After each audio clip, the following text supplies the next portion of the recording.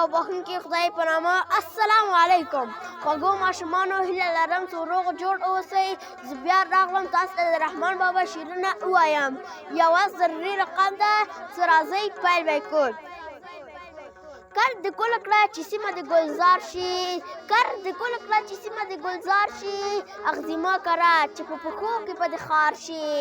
ته چې پل په غشو ولې هسې پوه شه، ته چې پل په غشو ولې هسې پوه شه، چې همدا غشې به ستا په لور ګذار شي. راځئ ضروري رقم هم پیل کړو.